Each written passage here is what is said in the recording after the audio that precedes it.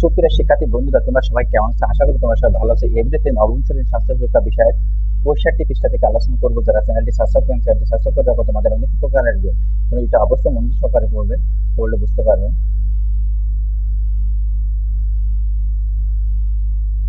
যে সুফল পেতে শুদ্ধাচার করতে চায়, আমি এখন এর উত্তর চলে আসছি। শুদ্ধাচার পেতে আমাদের জীবনে অনেক খারাপ অভ্যাস পরিবর্তন করে দিতে পারে এবং আমাদের জীবন সুন্দর করে সাজিয়ে তুলতে পারে। তাই আমরা শুদ্ধাচার করতে চাই। শুদ্ধাচার করার মাধ্যমে আমরা মানুষের উপকার করতে পারবো, তাই আমরা শুদ্ধাচার করতে চাই। শুদ্ধাচার করার মাধ্যমে আমাদের নিজেদের প্রতি যাতে ঘৃণাবোধ না হয়, নিজেকে যেন অপরাধী মনে না হয়, সেজন্য শুদ্ধাচার করতে চাই আমরা। আশা করি তোমরা এটি বুঝতে পেরেছ। তাহলে এবার চলো নিজেদের জায়গা থেকে আমরা কোন কোন ক্ষেত্রে চর্চা করতে পারি বলে মনে করি তা খুঁজে দেখি। এর জন্য আমরা নিজেদের মতো করে চিন্তা করব এবং প্রত্যেকে দুটি করে শুদ্ধাচারের ক্ষেত্রে বা বিষয় উল্লেখ করে একটা ছোট কাগজে লিখবো। এরপর সেগুলো দিয়ে সবাই মিলে একটি বোর্ড তৈরি করব।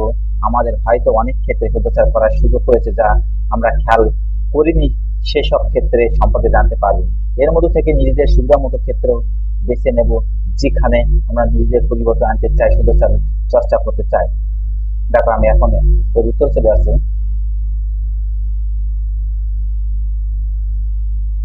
কিছু বুলেটিন বোর্ড, কিছু কারোর সাথে ঠাট্টা করব না, সুবিধা গ্রহণের জন্য কাউকে ভুল তথ্য দেবো না, শ্রেণীকক্ষে বন্ধুদের প্রয়োজনে সাহায্য করব, খেলাধুলা করার সময় নিয়ম মেনে চলবো, কারোর সাথে ঝগড়া করবো না, সেকের সাথে খারাপ ব্যবহার করবো না।